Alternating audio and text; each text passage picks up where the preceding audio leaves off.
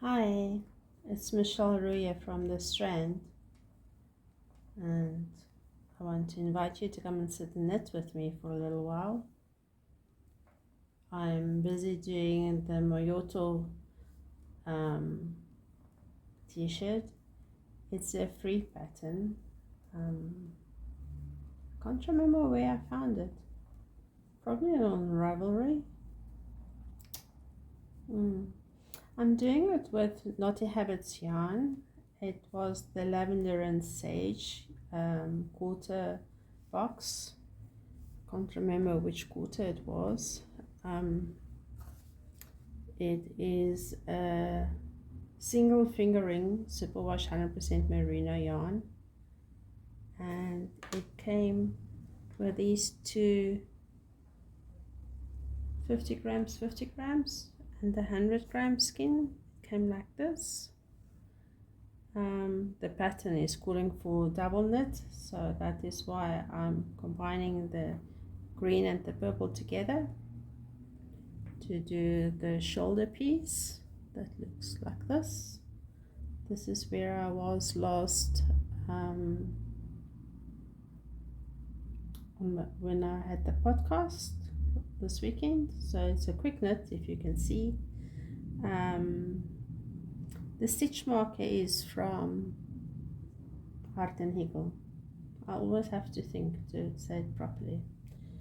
And the body I will pick up. So you knit this from shoulder to shoulder. This is where you will split for the neckline. I'll talk about it a bit more later.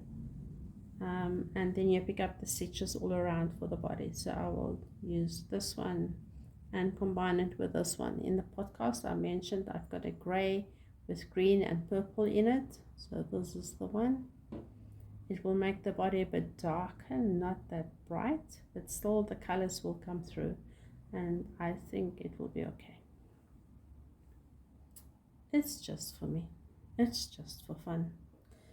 So the neckline, she has it where you have even centimeters in the front and the back. So it's nearly like a boat line. In Afrikaans we call it hals. Okay, so you can put down the English word to that. I'm going to make the front have more stitches or more centimeters in length from shoulder to shoulder, of course, now for the front, so that the neckline looks more like a waterfall. I don't know whether it will be okay with this thick yarn, but I will do it like halfies and then just see how it works out. There, my pull row is finished, and the last bit were very tight because of the anxiety speaking to you. But anyway, so let's carry on. So this is a free pattern, so I'm sure it's okay if I show you how I do my stitches and how I read the pattern.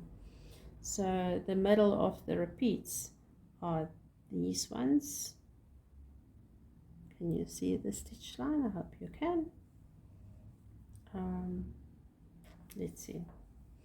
So what I do is, I know the first stitch is always a slip. It just makes the picking up of the stitches so much easier. Then you find the middle, and the previous yarn over were next to the middle stitch, so now I need to have 3 stitches in the middle, so it needs to be between those two. So I can knit 1 and then I need to knit 2 together. So I knit 1 and knit 2 together. So this is knitting from the left to the right through the front loops, front legs. Okay, there we go. And then yarn over, then my 3, 1, 2, 3, and yarn over. Now the pattern will call for a SSK. I don't do SSK, I knit a bit differently.